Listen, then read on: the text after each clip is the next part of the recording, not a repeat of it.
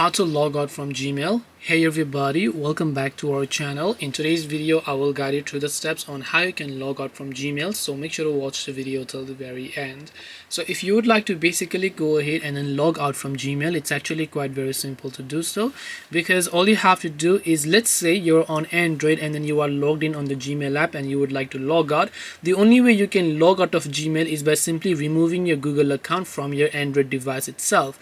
So to achieve this, you have to make sure to tap the profile icon from the top right hand side of the screen here, and then over here you'll find the option called manage accounts on this device. So tap the option called manage accounts on this device. Here you will see the Google or the Gmail accounts you've added. Select a particular Gmail account you'd like to remove.